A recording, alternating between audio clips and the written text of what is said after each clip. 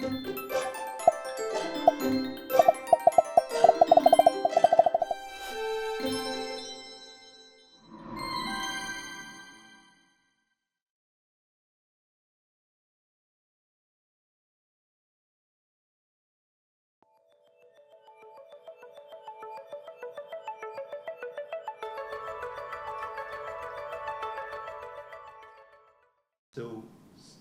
yeah, so my part is to try to talk about how this fits into the Zhuangzi more broadly. And, but I think I need to say a little bit about my way in which my interpretation is differing from Youngsun's, because I think most of what I say will still apply even if I'm wrong and her interpretation is right, but I think it will be a little confusing without laying it out. So and since this PowerPoint started over, so the basic way I'm reading it differently is I'm reading this progression as positive until the stage where Li and Yue are spread throughout the world. So it's somewhat debatable, but the main reason, well, so this probably brings up this question of context that I've raised a bunch of times. I think if this weren't in the Zhuangzi, it reads quite naturally as pro-virtue.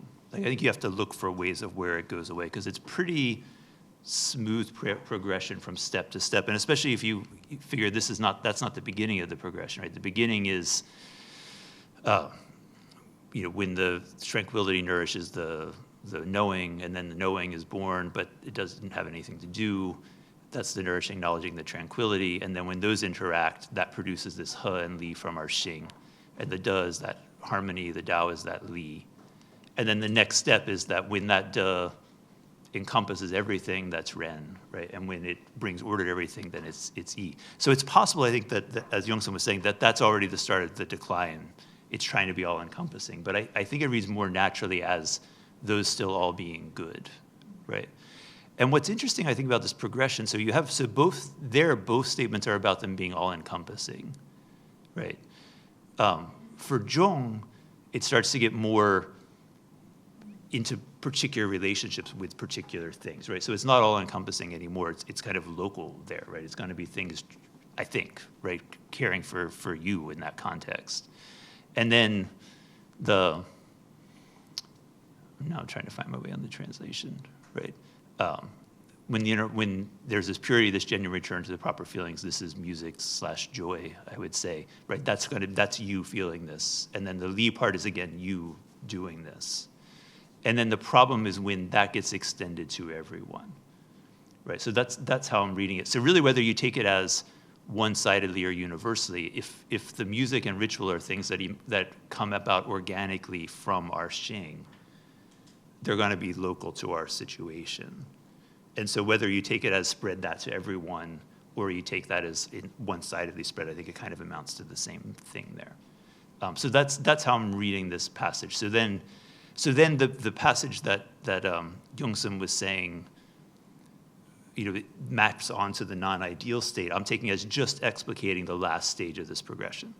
So this is what happens when ritual and music are then spread universally to everyone. And that's then gets accounted for in the stages of decline and that. So that's just the layout. That's the way that I'm reading this beginning part of the progression. So that will matter for some of my interpretation or some of what I'm going to say now. So now I got to go all the way through this to...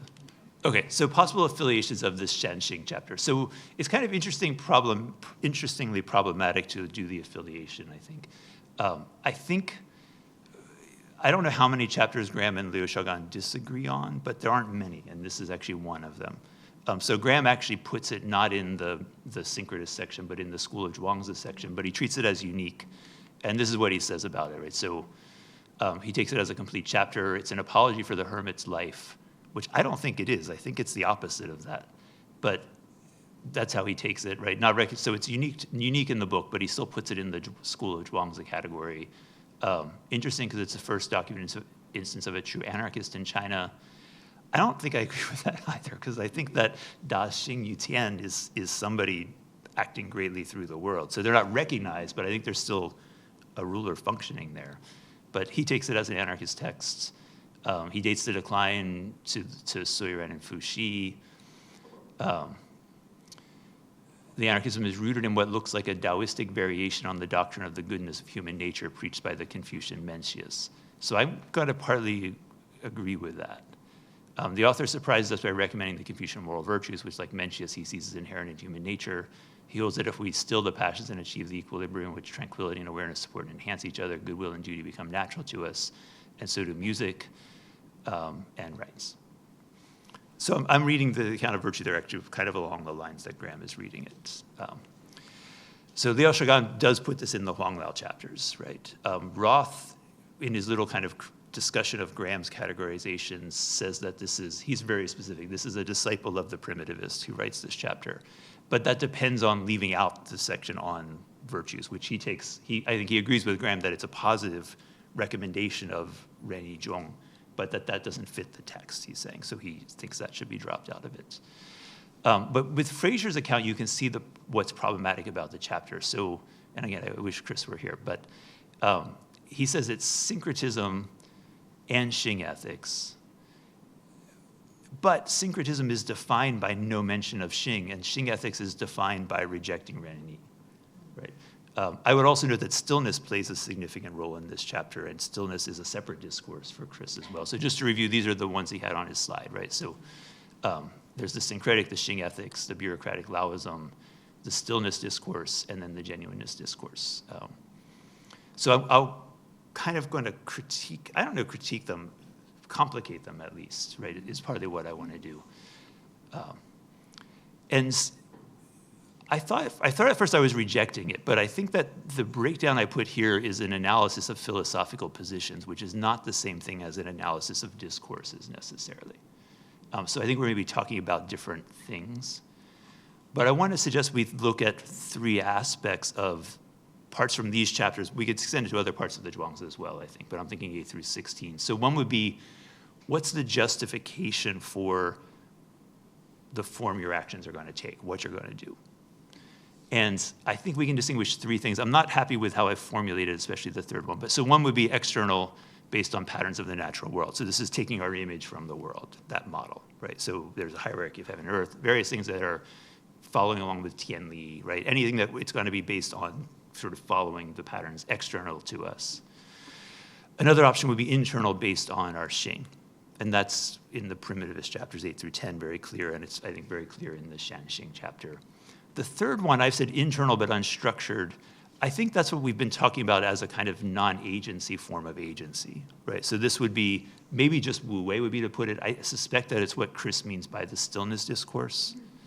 That it's going to be grounded by what comes out of you when you're still unbiased. And sometimes that's attributed to Tian explicitly, so the one, their actions are the actions of Tian.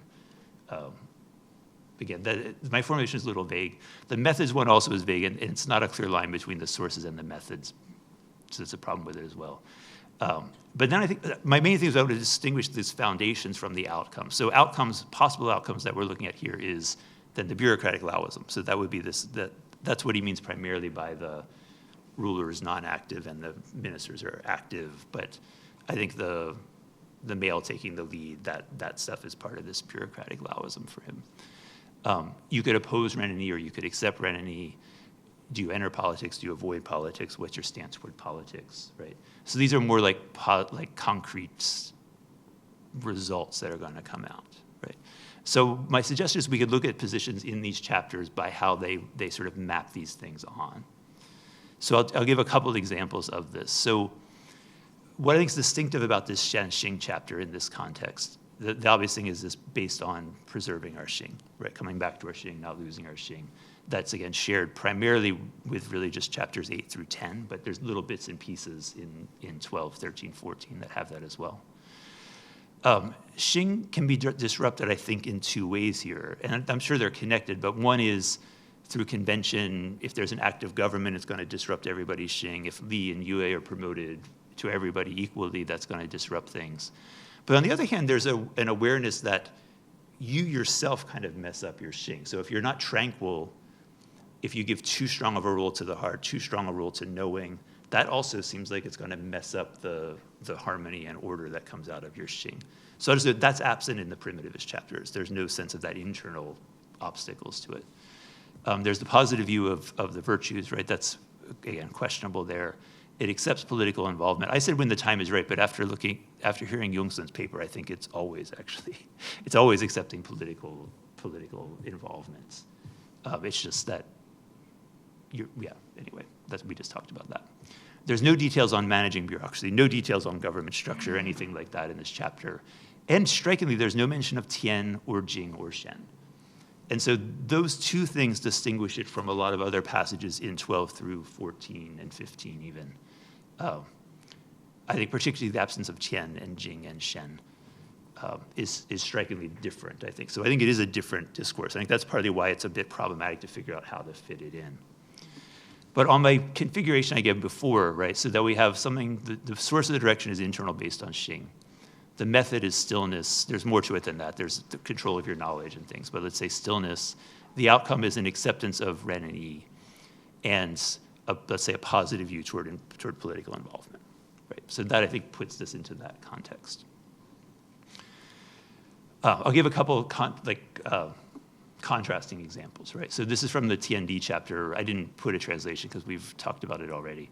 Right. So the closest connection with the Shanxing chapter is the Airan Li Wu Zhiwei Ren, right? So it's, again, a positive view of at least Ren here is the only virtue that's mentioned, but it's an affirmative view of virtues, let's say. The part at the end about, being, not feeling joy about a long life, not being sad about a short life, echoes stuff that comes up in the Shanxing chapter near the end about not being upset one way or the other, what happens, right? The Bu Kei Bu Ku Xin, that's probably not a connection, but it does seem to show at least some concern about the heart as an obstacle to this. It's hard to interpret. That's a questionable connection. But the real disagreement, I don't know why I chose red for agreement and blue for disagreement, but is the Wu Wei Wei Zhi Wei Tian, the Wu Wei Yan Zhi Wei De. Now, I take those to mean, take the first one not to be a description of how Tian functions, but how I can function as an agent of Tian. So when I do something through Wu Wei, that can be referred to Tian, just as when I say something through Wu Wei, then that's based in De, right? That makes a very fundamental difference philosophically, I think, from the Shanxing chapter. So here we have this third category, I'm saying internal but unstructured, arising from Tian, from De. Methods, again, that's a questionable how to sort that out, but I've put Wu Wei here as a method. The outcomes are to accept Ren and Yi and a positive view of politics, political involvement, I think, right? So the outcomes are the same, but I think it's a fundamentally different philosophical position in terms of its justifications. But if we're just looking, if we're dividing positions by the outcomes, then these would both be syncretist passages, right? And Chris does label this one as a syncretist passage as well. To give another example, right? Again, the similarity is this is also one with an affirmative view of the virtues, right? Here, Ren and Yi. So there's an order, you got to get them in order, but it's still ultimately affirming that there's a good place for Ren and Yi in the order. The last thing about the Zhimo Buyong echoes they have a knowing but nothing to use it on, right? So there's that connection. But the basis, again, is completely different, right? So this is, you look at the kind of organization of TND and take an image from that, and that's what's giving you these forms of hierarchy. It's got a bunch of details on bureaucratic procedures, punishments, those kinds of things. The end thing, the Bi Gui Qi Tian, I'm not quite sure how that fits into my scheme, but it maybe suggests kind of two of the sources, right? So the primary thing here then, I think the source is the external based on patterns of the natural world. Maybe a little bit of the internal but unstructured is that Gui Qi Tian at the end maybe is referring to something like that. Methods, I don't know on the methods. But the outcome is, again, an affirmation of Ren and Yi, positive view toward involvement in governing, but also then this, what Chris is calling the bureaucratic Laoism, right? So there the outcomes are different, right? But all three of those passages, so my point is all three of those passages have an affirmative view of Ren, at least, right? But yeah, very different philosophical justifications for that, very different. If I were thinking about these as schools of philosophy, different schools of philosophy, I would say. That doesn't necessarily mean, let me see where I'm at. Well, let me move to the next slide. That's the summarizing it, right? So yeah, a similar stance toward ren and yi can be justified by distinct philosophical systems. Those are the three options. You could get into a finer grained distinctions than that, I'm sure, right? I would say this is very sloppily done because I thought of it yesterday while I was listening to talks. But it raises questions for what counts as a discourse. So it's possible you could still say that all of the ones affirming ren are part of one discourse because they're all concerned with how do you give an affirmative count of ren and yi, and maybe norms more broadly in what we might very broadly, loosely call a Taoist context. But they're quite different philosophies, I think. Right? So yeah, does that mean they're not one discourse or not? I think there'd be more things we'd have to ask to decide if it's one discourse or not, of shared vocabularies, those kinds of things as well. Okay, so I'll come back to this, but let me now move to some other just kind of connections within the chapters. So commonalities or common points that come up across the 12 through 15. This criticism of deliberately avoiding worldly involvement is a very clear one, right? And I think that's here. I think it's even the way it's formulated is pretty close to the start of the Ke chapter. I think it's getting to Kongza's criticism about that the farmer knows the one but doesn't know the two, right? So this resistance to that comes up in a number of passages that Brooke talked about as well. This acceptance of virtues comes up in a number of passages, although there's rejections of virtues in a number of passages as well. Accounts of political decline come up in a few passages, and actually Graham, in his reorganization of it, puts, I should have listed them here, but 2 passages from the TND, no, 12, that's the TND chapter, right, into that section with the Shanxing chapter. So ones that have an account of like an early stage that's good and then comes down, he actually groups together into one section there. I think this is just one connection, but the criticism of convention has some echoes to it. So I mentioned that the only case I found of su being used as a modifier of something other than a person is in that TND chapter, that's Su-yan, right? So that seems to be a criticism of convention, custom, right? So that seems like a kind of cross-link with it. I'll look at 2 passages that maybe have some interesting connections. I don't know. The first one does at least, right? So this one we talked about quite a bit with Brooke, right? There's a fair amount of overlapping language. So this idea that the origin is a unity, right? That's a very common point, right? This idea that Li is a product of living things. So the position of Li here is different from in the Shanxing chapter, but it's still a product of things, right? So that's a striking aspect.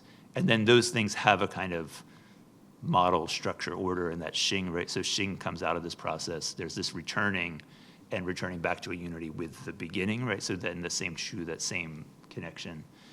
The Da Shun might connect to the Shun that Youngsun was mentioning, although in Shanxing, that's not the highest ideal, that Shun, right? But it's still good, right? So that's another connection to it. As I mentioned, a striking thing about this Shanxing chapter is it doesn't mention Shen, so this does have the Bao Shen in there that's different. This UTND Wei He is different. The Shanxing chapter has really no reference to fitting the natural order. It has the little bit that describes the emerging natural order, but there's nothing about conforming to it or fitting into it. I don't think it would reject that, and so this just could be they happen to say different things. They're both very tiny passages. The emptiness maybe is another, there's no mention of emptiness in the Shanxing chapter, right? So I think, though, this is probably a pretty closely related metaphysical background to the Shanxing chapter, but I would say not like by the same people or something like that, not that close, but I think pretty closely related backgrounds. This one is actually making a different point. So so Fraser doesn't identify that one. The thing I wanted to note here, right, so this end part, so Fraser takes this as Xing ethics, which again is opposed to Ren and Yi. So it says, right, the Duanzheng or Buzhi Yi Wei Yi, right, Shanghai or Buzhi Yi Wei Ren. And it goes through it, then it has Zhong and Xin. I put this in here just to say it's actually pretty difficult to determine the stance toward Ren and Yi in these sections because, I mean, you could say that this is promoting Ren and Yi. It's just if you don't want to recognize them as that, right? So you could read this as kind of a reconciliatory move toward the virtues here. And the problem is just, if you're too aware of them. And it's possible Shanxing would actually have a fairly similar stance. Like once you start talking about these virtues, then maybe that's going to be a problem. But if they arise spontaneously from your Xing, then they're going to be fine. So on a surface level, you could put them as opposed because rhetorically one is rejecting Ren'yi and one is affirming Ren'yi. But I think it's actually quite hard to know for sure which side stuff would fall on. And that just goes to, to the Lao Tzu, the Shangde Buddha, right? I mean, is that pro-de or is it anti-de, right? I mean, this is kind of similar to that, I think, right? So it's just to say that that categorization is a little bit tricky, I think. And partly to say the Shanxing chapter is pretty ambiguous on how pro-virtue you would read it. Even if we read it as not a story of decline, if these things are never supposed to be noticed, what I mean? It's just an ambiguous one, right? And so what I want to say is, I'm not so convinced that this would be hostile to the Shanxing chapter in the way that it might seem like it would be. Right?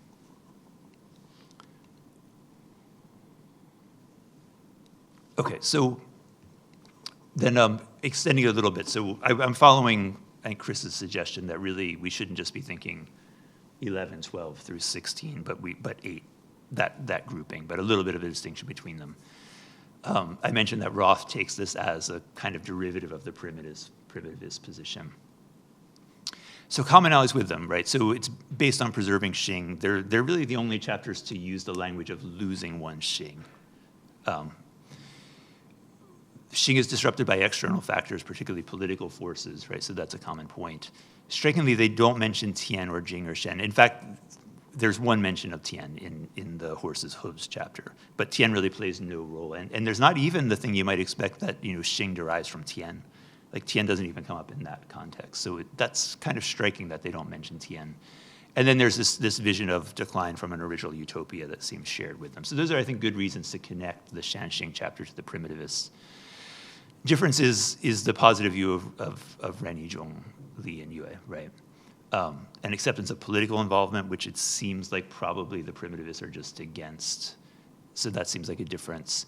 And then this worry that Xing can be disrupted by internal factors seems also like a significant difference from them. But it's a little bit of a different perspective as well, right? The 8 through 10 is being written from the view of looking at other people's Xing and not messing up their Xing. There's no sense of like, how do I relate to my Xing, right? So if I'm in a situation where it's being distorted politically, like what do I do about that?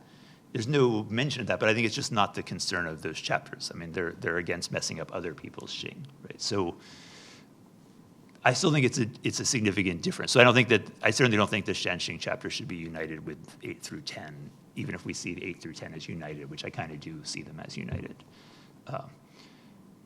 Ross' idea, I mean, I think the idea that there's the primitivist and then his disciple is ridiculous. But the idea that it's derived from the primitivist discourse is not so far-fetched to me, with that getting that mixed in with some other more complicated views of psychology and stuff. Like that seems plausible to me. So to just kind of fine-tune the difference, I just put these passages from the Horses' Hooves chapter. And really what I want to point out is that this is emphasizing a degree of natural human activity and natural human affects as well, right? So in the first line, the people have a constant Xing. They weave to get clothing. They farm and eat, or farm to get food, right? That's the Tongda. There's this unity at the beginning, right, which is, again, connected, similar to the unity in the beginning of the Shanxing. This is the only use of Tian in these chapters. Somebody translates it as natural release. It's a little hard to know what exactly it means there.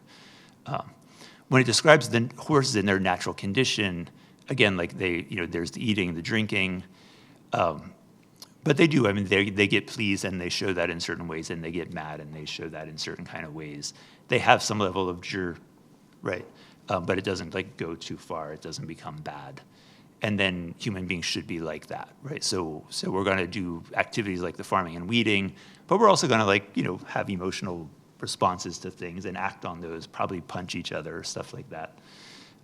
And and have some, sure, right, some knowledge, some awareness, but it's going to stay in a fairly restricted limit. Here, I mean, at least rhetorically, it's clear that any talk about virtues is going to be bad and disrupt that. Like, that's beyond the realm of these natural reactions to things, right?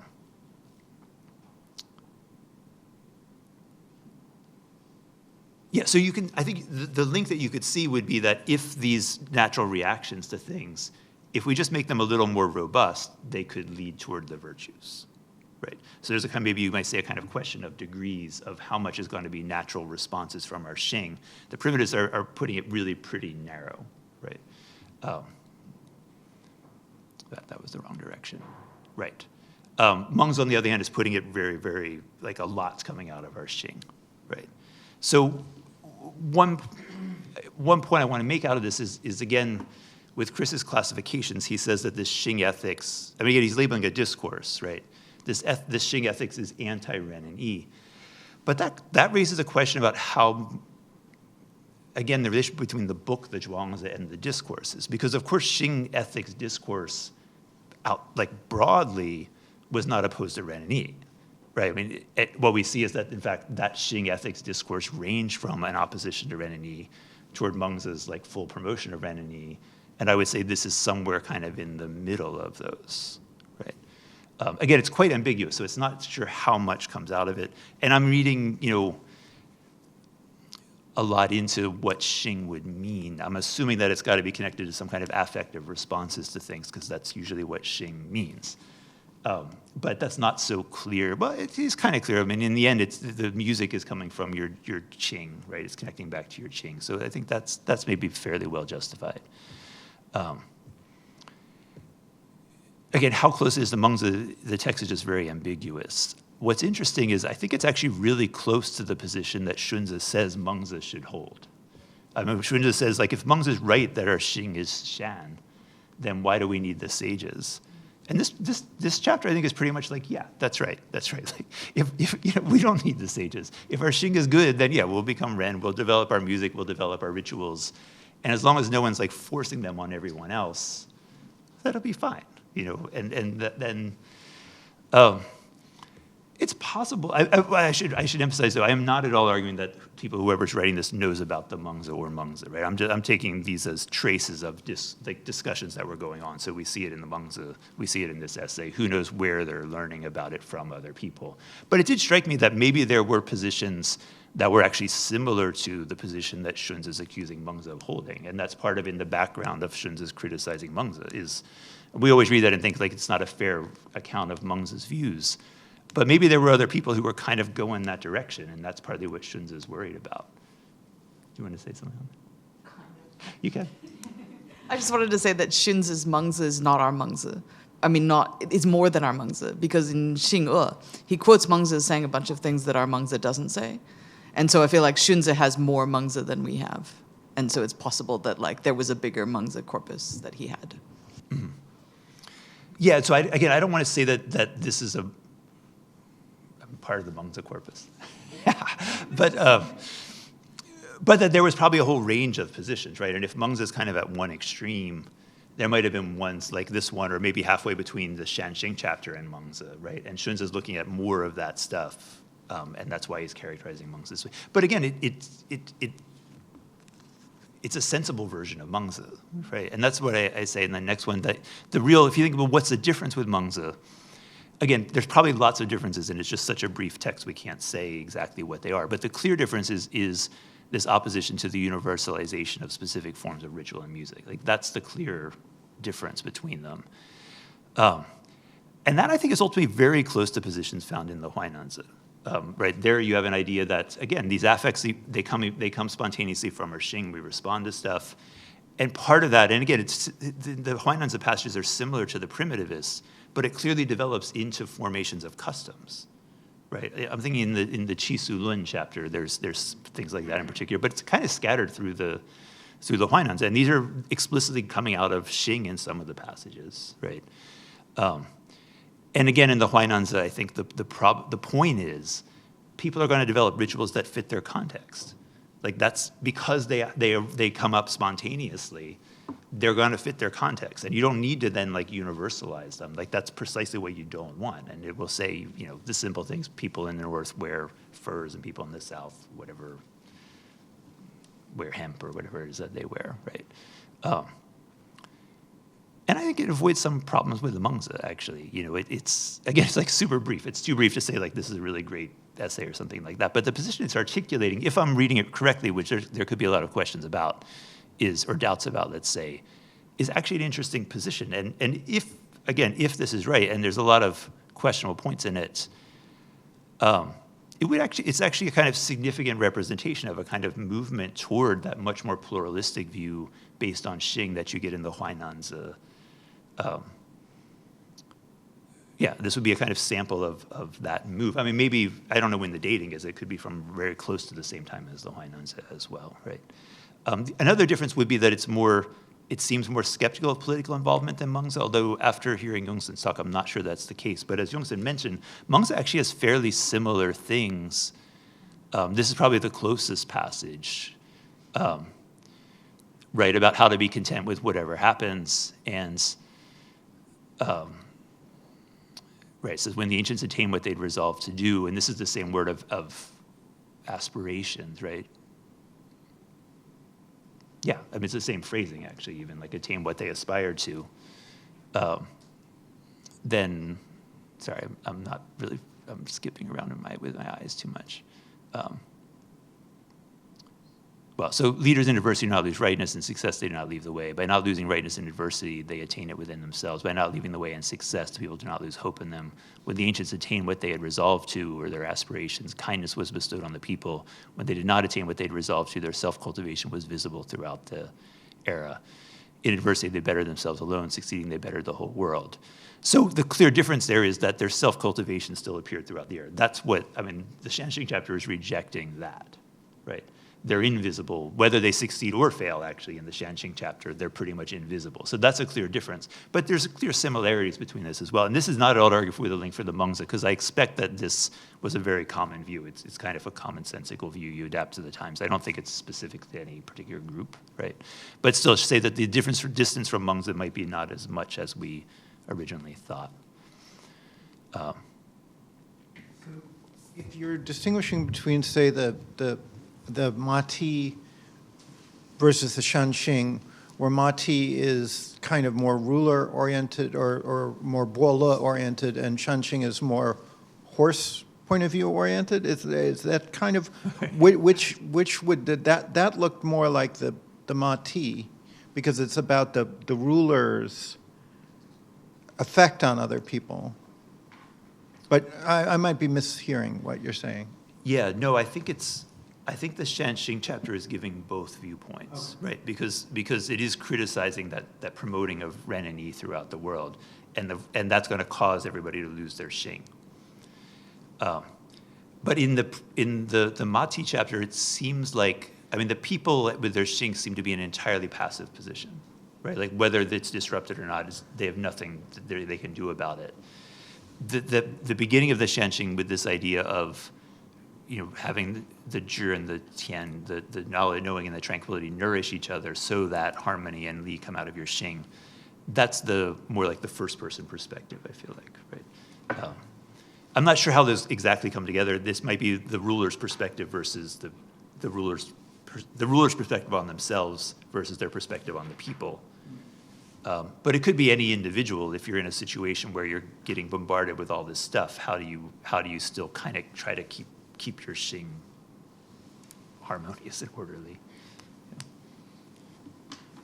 So I have just, we're finishing way early, but that's because you didn't take enough time for questions. So we can take questions together or whatever, because this is actually my last slide, yeah.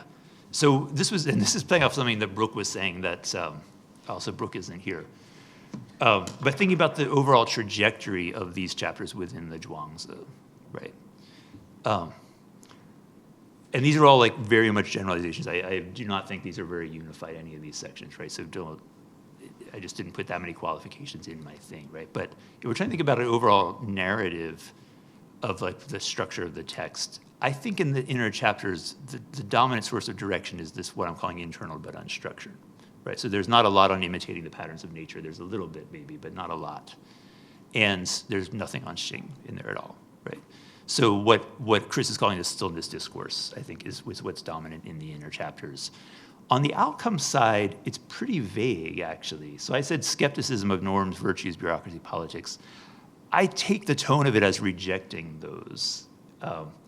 But a lot of it is quite questionable of like, well, what would you actually do? Like, would you actually end up in the government or not? You know, again, I don't think that they're unified, right? So there's the passage on, you know, the necessity of being in government and taking care of your parents, that kind of stuff.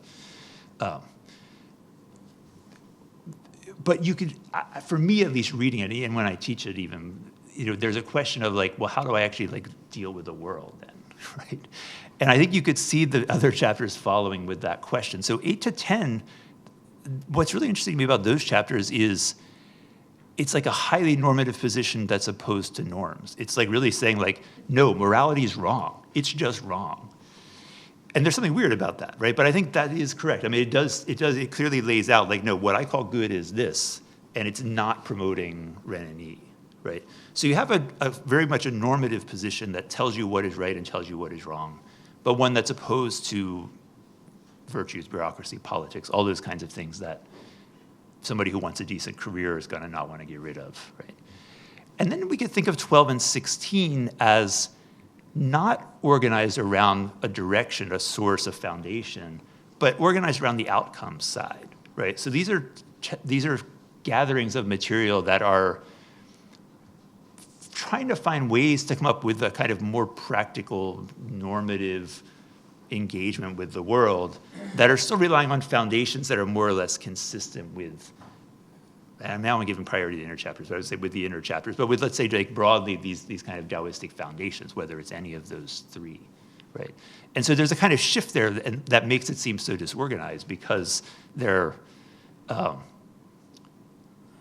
isn't a kind of underlying ground. So you have ones that are appealing to this, you know, the hierarchical structure of the natural world. You've got ones that are appealing to Xing. You've got ones that are appealing to spontaneous manifestations of Tian in me. And what unites them is like these are all people who are trying to find ways more or less of rationalizing their normal participation in like the structures of society, right? And that seems to be, again, not every passage in those chapters certainly has that view. I think there's ones that are rejecting it as well. But if we're looking for like a principle of selection for those, that seems like what it would be.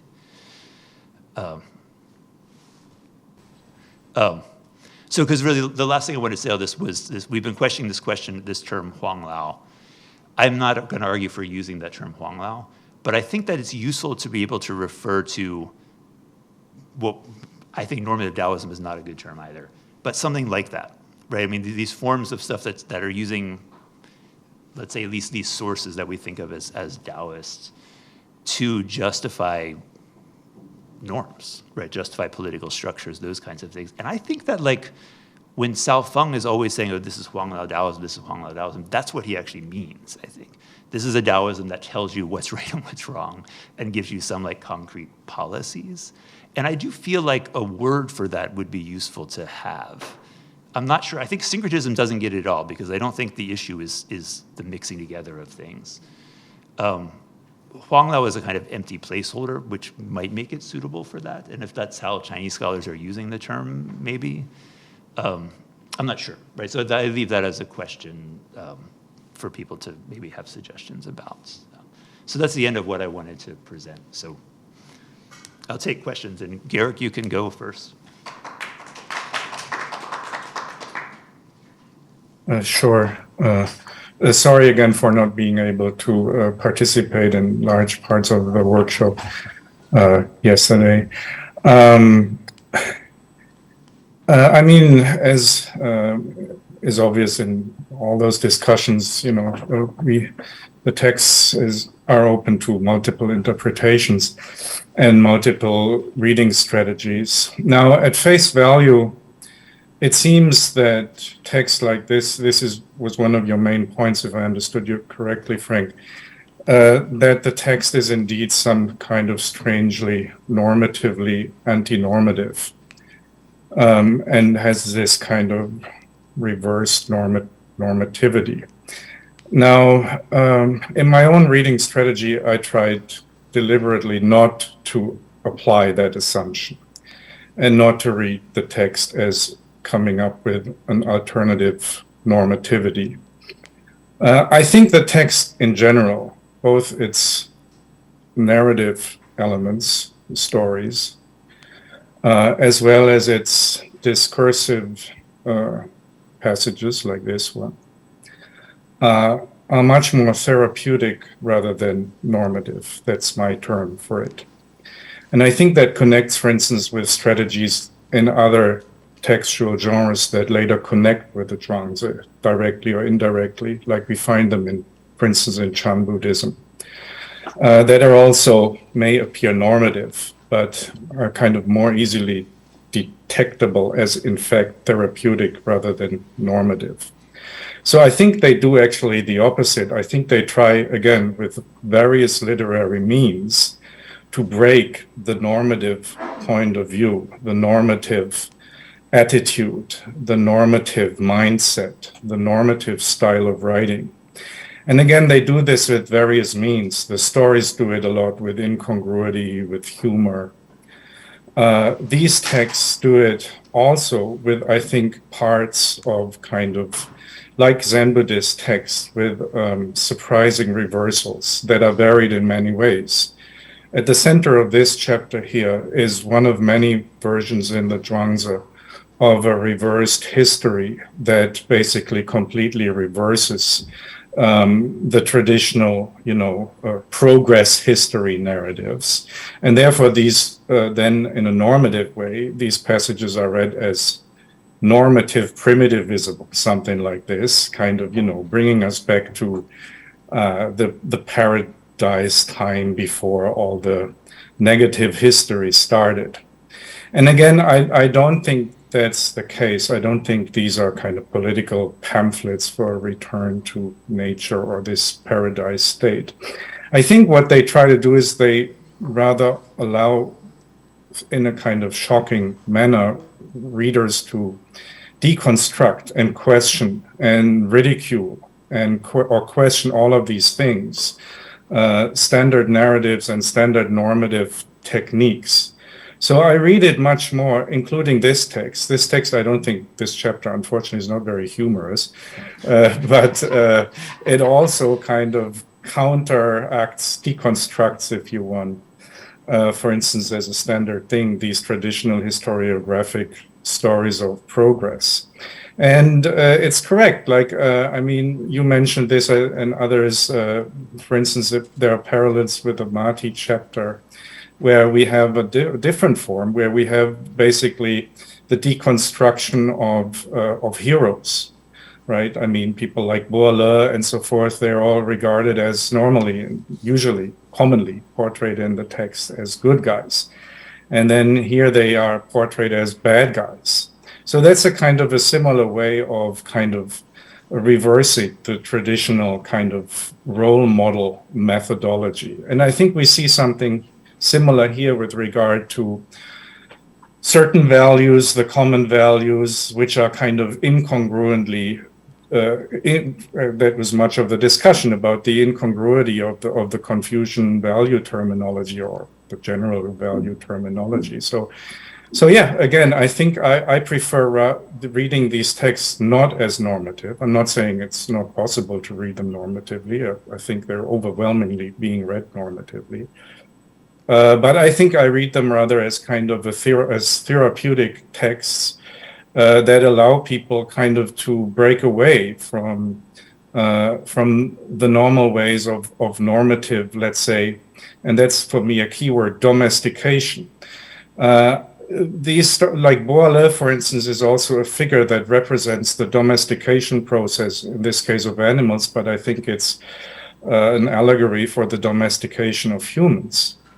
And animals are domesticated with, training, Humans are domesticated with ritual, also behavioral training, but much more so through texts and through narratives and through role models and so forth. That's a kind of domestication of humans. And again, I read the text largely as countering these domestication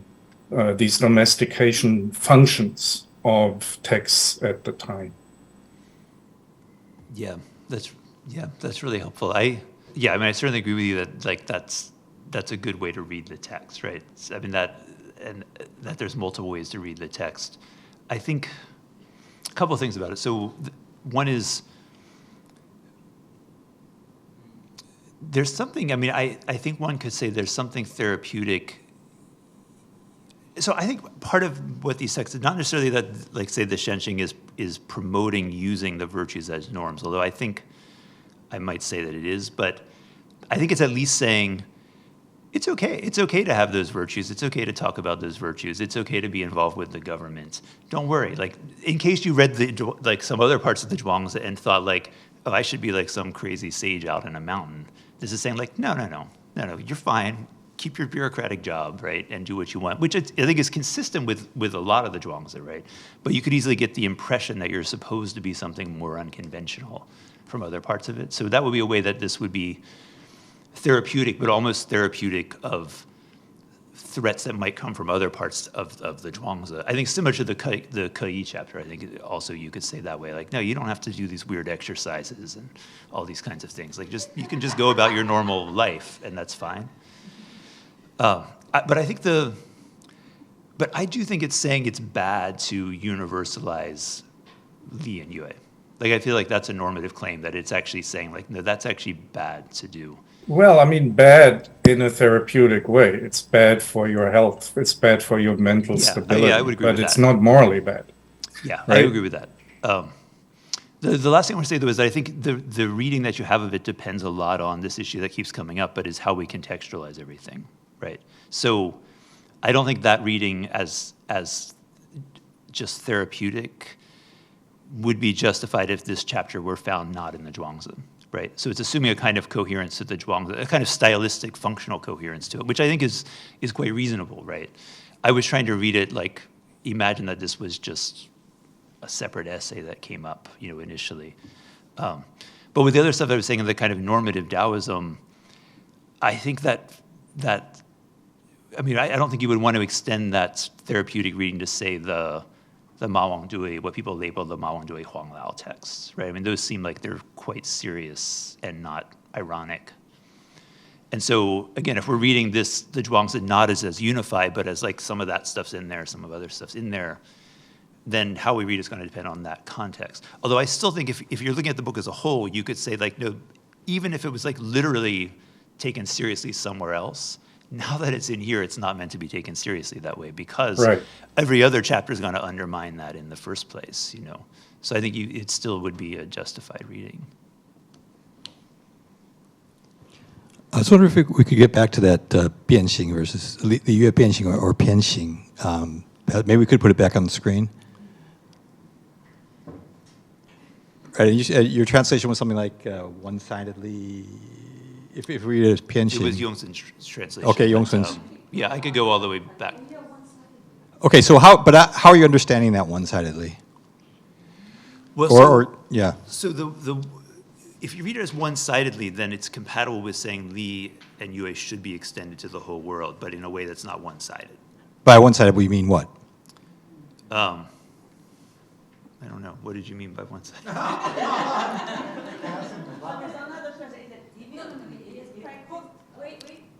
Wait, I'm not done yet. You want to. No, I don't want to do. But anyway, so it's like I go with the universally, but so you are asking if it's one-sided, what does actually mean? So one-sided I just got from the translation. The another translation I cannot remember exactly who, but it's deviantly or something like that. It translated deviantly. It's partially, but I'm not sure what partially means. I guess I was thinking of one-sided as taking your version. Okay, so that's we are understanding it differently. So if Pianxing, if we read it as Pianxing the way I understand it, then this this passage could entirely could come straight out of the Yueji or any Confucian dialogue text, which means Li Yue, you cannot emphasize one over the other. They have to be in balance. And you have that throughout Confucian music discourse. You have that in the Yueji, you have that in the Guodian, I think, Yuzhong passages. So the idea is if Li gets the upper hand, there's going to be estrangement amongst the populace. If Yue gets the upper hand, there's going to be like reckless indulgence or something like a yin. And so in that case, the entire passage could be read in a Confucian manner. You don't have to have, which I'm not sure if that's the way to read it or not, but so that's why if you read Bianxing versus Pianxing, it could potentially make a huge world of difference. But that would mean, since it ends with the Tianxia Luan, Yeah. that would have to mean the whole progression's bad then from the start. No. I mean, it's because Li and Yue are good, but they have to be kept in proper balance. Okay, Pianxing is unbalanced. Okay, yeah, right. And of course, if it is Bianxing, then of course it is bad. The Confucian text would never say that.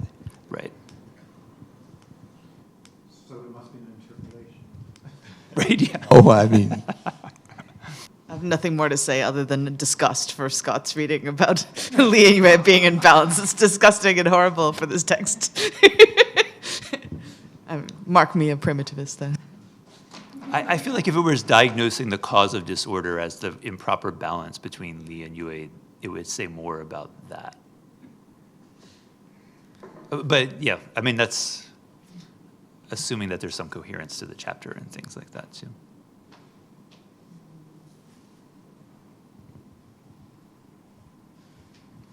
So can I predictably take issue with, I don't want to take issue with the Huang Lao, but like, in what sense is this a normative Taoism necessarily? I mean, yeah, right. So that's, I mean, it's in the Zhuangzi, but I think to some extent, it seems to me kind of a kind of post Shunzian legalist kind of adaptation of a nature theory that, you know, reconciles it with a kind of, you know, administrative state in some way, that you can still be part of the, you know, be part of the government. You can still be an official that, you know, internalizes these kind of norms. And so I don't know, it just seems so unique to the time. And as you pointed out, I mean, there's so many things missing here. And I didn't think about that until you said it. You know, look at all the things that are not here. and so it seems to me like, you know, a completely different thing than so much in the text. And so if we're going to call this Taoism and we're going to call those Taoism, I don't know. I'm not even sure that that's productive to you know, not differentiate it in a more profound level. I just think I didn't mean to label that the Shanxing chapter that. I meant the whole group, the group that's called Huang Lao chapters as a label for those as a whole. The Shanxing chapter, it seems like there's even less I mean, it seems even more problematic to label that as Taoist. Yeah. I was thinking as a label for those chapters, right? Because I think another way to think about it is people are looking for a Wu Wei that has more Yo Wei. Right? I'm looking for a Wu Wei that lets you do more. And the Huainanzi get you that. I mean, the Huainanzi get you that. But a lot of what is called Huang Lao Taoism is precisely, I think, trying to do that, right? I think, and there's so many assumptions in this that I don't know that it will convince anybody, so I'll just say it as an assertion that this kind of looking for norms, I suspect that arose first. Like Fang Liuxing seems like it's much more like looking for norms in the structure of nature, and that the Laozi questioning of that, the sort of inner chapters questioning of that, I think is a reaction to that. So I wouldn't want to see this looking for a kind of more normative whatever as a response to like the rise of empire or something like that. I think that was actually the original thing. And then you have this crazy radicalization in parts of the Laozi and in, say, the Qi Wulun chapter, and then reactions against that again, right? But I think to read these as just a response to like Qin early Han needs, I think is not. I think that's getting the order wrong, you know. And Cao Feng kind of is. I mean, it's part of his saying that these early things are Huang Lao. I think is to say this kind of more normative concerns were there from the beginning. He wouldn't agree with me on the lots of that stuff I said, but.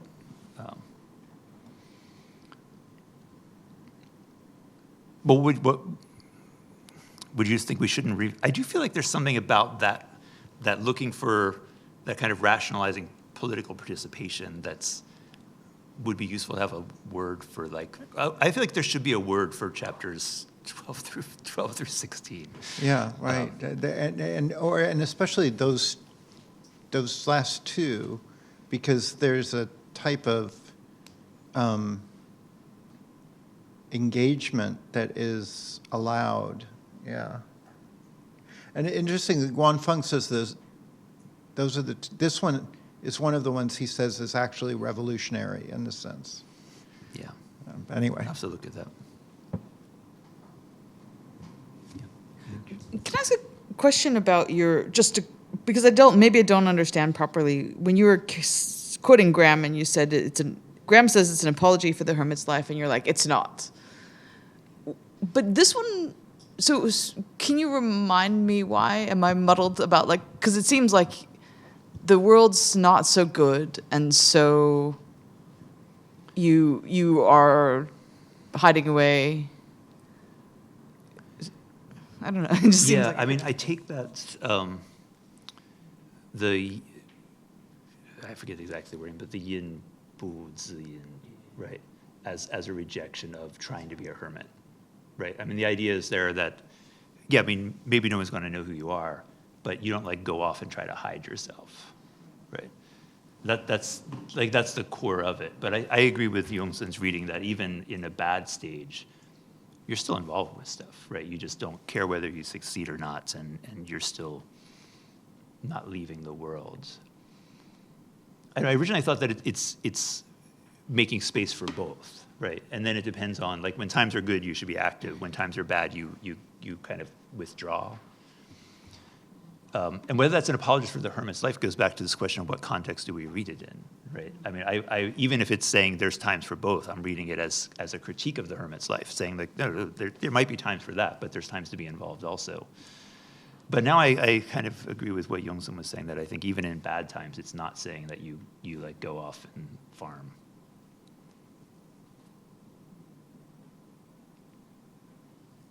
But he must have been also basing it on the fact that in the ancient times, what you called getting your zhi is not, this kind of worldly stuff. It's just having the best happiness or something. Can you say more? Oh. What do you mean? At the end where it I says, know like, the passage. I don't see the connection that you're making to it. well, because zhi, in the other context, in the context of, you go and change the world, your zhi is to change the world.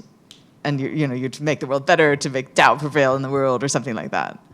Whereas having this alternate definition of zhi is also, to me, kind of eremitic.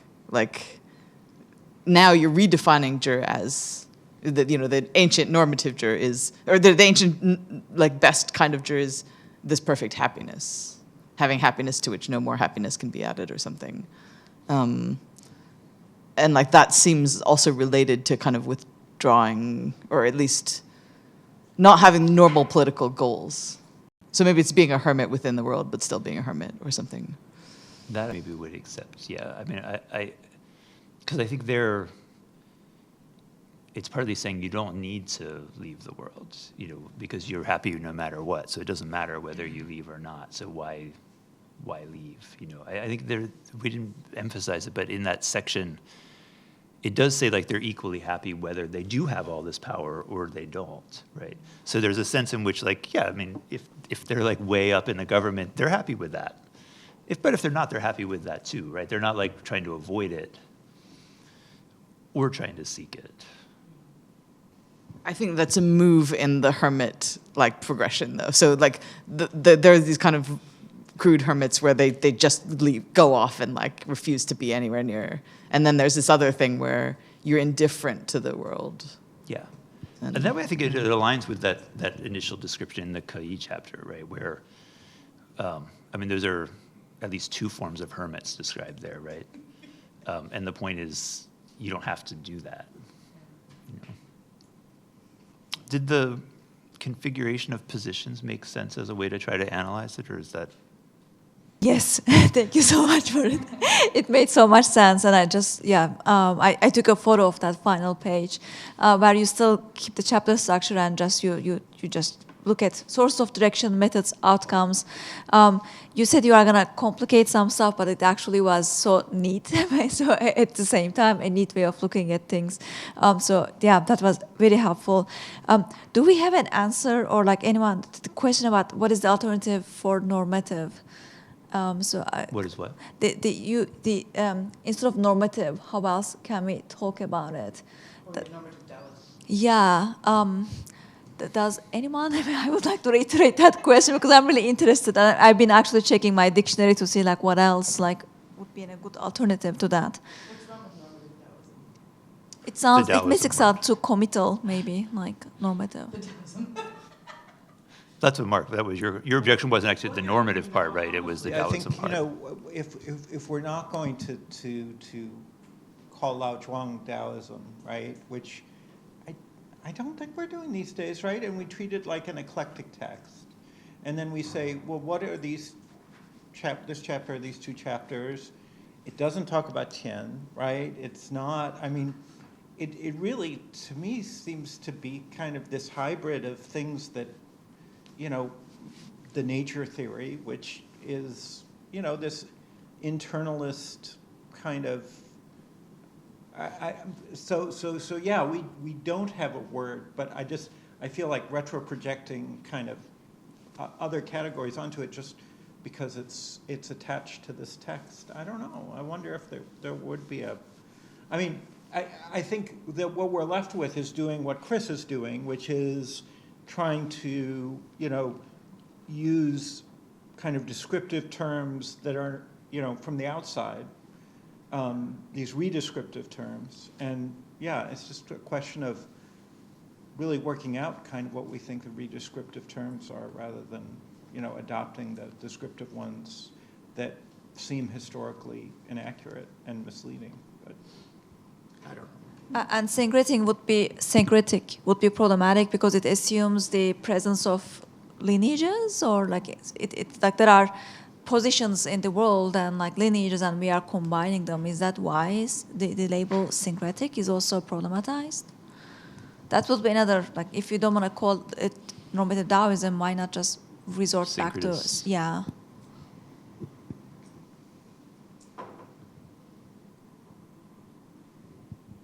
I don't know. I mean, I feel like that emphasizes the primary drive being mixing stuff together. And I feel like their primary drive is to solve certain kinds of problems. Like, how do you reconcile certain naturalistic assumptions, say, with political life and that kind of thing?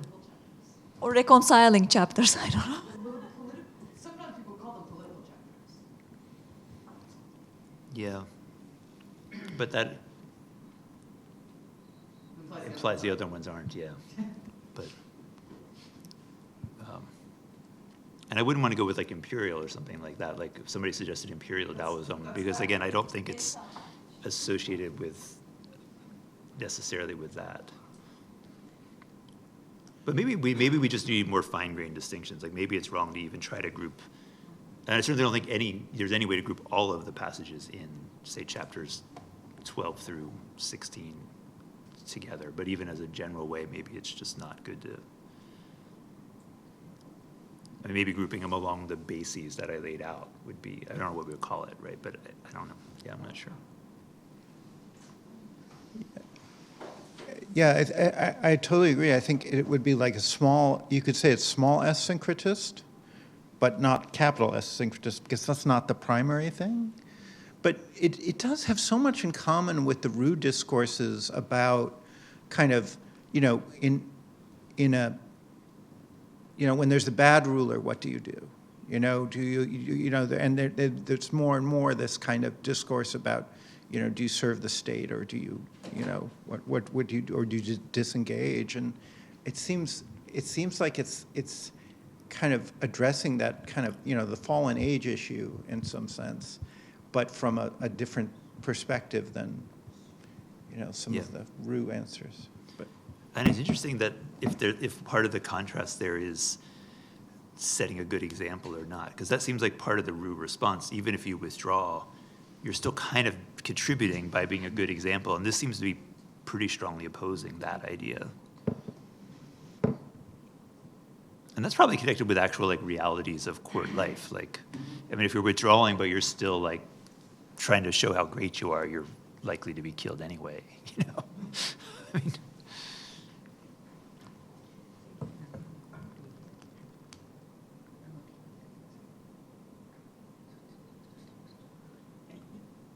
and we could stop there and, I mean, we're a small group and go to dinner and talk, or if nobody has more questions. I think we're supposed to go to 5:15, right? So we got 15 more minutes, but, Okay. Do you want? oh, we could talk about something to come out of this, you mean? Yeah. Yeah. Yeah. Kind of. Yeah. Well, so yeah, Esther, we talked about this some. I mean, I do feel like we've put all this work into these chapters that something should come out of it that other people can look at. And I feel like some of the methodological discussions about how to approach the chapters, like with a lot of us contributing to it, would be kind of a dominant voice that could really have an influence on how people read the Zhuangzi, probably. It's hard to think of what exactly concretely. So I'll just say three things I've been thinking of. So one would be, I mean, some things, essays on how to read the Zhuangzi, right? So I think a number of us could do that, right, and have done that. Another thing would be something like a kind of guide to each chapter. And since we've had two people present on almost all the chapters now, if we did it again, we could do all the chapters to have those people go back, if they want, whoever wants to, and just kind of discuss what's the organization of the chapter, whatever things in it, and have it really more like a guide to the Zhuangzi beyond the inner chapters. Mm-hmm. The other thing would be, I mean, a lot of people have just pulled out like one interesting idea from a certain chapter, right, and written on that, and then it's just kind of enriching our understanding of those chapters. So those all seem like really good things. There's no, I mean, that would be a really huge book to put all those things together. So I don't know, but those are things that I was thinking of that could come out of it. I don't know if other people have other ideas of. I do think it'd be fun to keep meeting. I mean, I like the group as much as the project, so we could keep reading about anything, really, But it seems like since we're doing this, we could meet again for the remaining chapters, or we could meet again with some other plan of what we're going to do and test out if people are going to write papers on it or something like that. I don't know. Some of us require outputs. If we want to get money, we have to promise an output. Actually, we can talk about that. I mean, further over dinner, I think, rather than announcing. you don't want it taped, is what you're saying. You don't want to record it. Yeah, this is kind of off the record discussion. So why don't you just stop? Oh, right, yeah. here? I guess a lot of people online might not Yeah, want to listen to that right. whole That is discussion not too. good Yeah. idea. Okay. Oh, thank you so much. I would like to. Yeah, thank you so much. Oh, yeah, it was really nice 3 days. And day one, I was really scared, really, before I met you, really. And then, yes, G or yes. I was just, yeah. Exhausted, but now revived rather than confused, I think. And I want to have one more, right? Something like that. So thank you so much all attending here and then attending online. And this is the end of the Scholars Forum, but tomorrow we will have a Students Forum too. So yeah, stay tuned. And then please join us for tomorrow's conference. Thank you so much. Yeah, and let's thank you, Sojong, for organizing it all and so smoothly and nice. Thank you so much.